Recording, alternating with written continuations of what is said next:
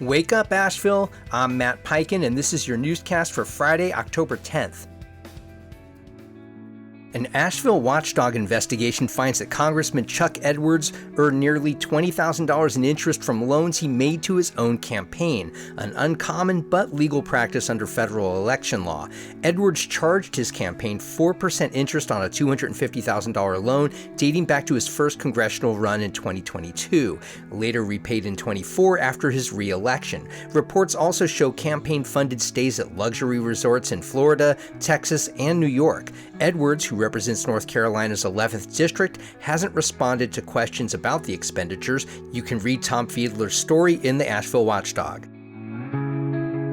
North Carolina residents receiving federal food assistance will continue getting benefits through October, despite the ongoing federal government shutdown. The State Department of Health and Human Services said it's awaiting federal guidance on future months if the shutdown persists. Programs affected include SNAP, which serves 1.4 million North Carolinians, and WIC, which supports more than 260,000 women and children statewide. In Buncombe County alone, over 29,000 residents rely on SNAP. State officials emphasize that continued access to nutrition is essential to public health and family stability. You can read more about this in the Citizen Times.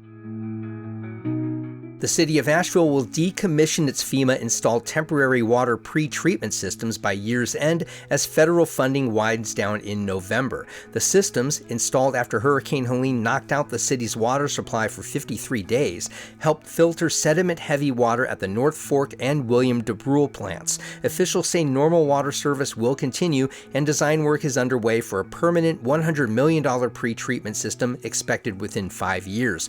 A debris removal project at North Fork Reservoir is also underway to strengthen watershed resilience. You can read more about this at Blue Ridge Public Radio.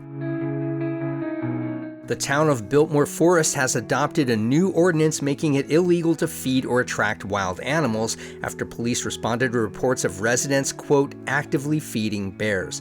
The measure, approved unanimously by the Board of Commissioners, follows guidance from the North Carolina Wildlife Resources Commission. The rule prohibits feeding or harboring wild or feral animals, though bird feeders are still allowed unless they attract larger wildlife. Violations could result in a civil fine of up to $50. The law mirrors similar bans in Asheville, Highlands, and Buncombe County. You can read more about this in the Citizen Times.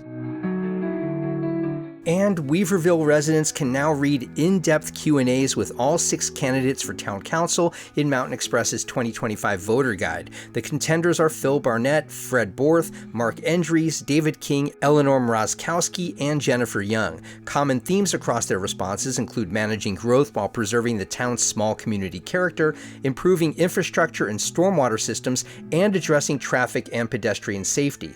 Candidates also emphasized fiscal responsibility, transparency, and stronger community engagement as Weaverville continues to experience steady development.